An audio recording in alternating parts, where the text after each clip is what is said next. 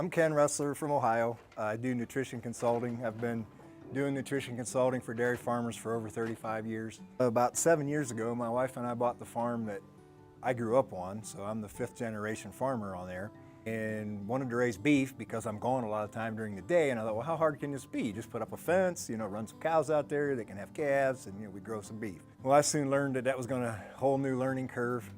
Went to a couple meetings and I come across this Steve Campbell that actually just lives north here a little ways. He's been using Redmond for quite a few years and promotes it. And so I had him come out to the farm and help me out with kind of how to do things and improve my operation. And along the way, we talked about the Redmond, and he said, just feed the Redmond to the cows, that's all they need. I said, really?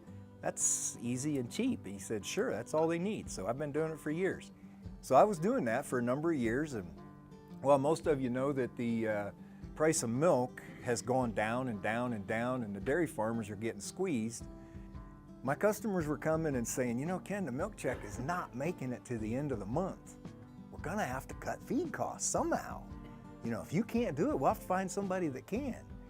About the same time, I had a preg check on my beef cows. I had put the bull in with 27 head for 6 weeks, pulled him back out. 30 days later, had the vet come out, and they were all pregnant. All 27 of them. It's like, well, man, you can't do better than that. And if this would work for dairy, wouldn't that really be a way to save farmers money? Time goes on and we get good herd checks, the cows are breeding back, and I'm saying, okay, what's the first thing that's gonna go? It's gonna be the hair coat. Hair coats are gonna get dull and shaggy. Instead of seeing that, we were seeing the opposite. We started the 1st of December 2 years ago with the first herds, and going into wintertime, the hair coats were getting shinier. Usually that's when they'd get rougher because they're growing a winter coat.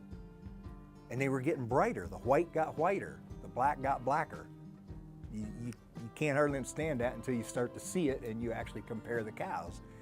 And so we just kind of kept going, and of course they're telling their neighbors and their friends, and we did a few meetings, and so I'm working with over 40 herds now in, 3 different states. And so going through about 3 or 4 semi-loads a month, and seems to be working good.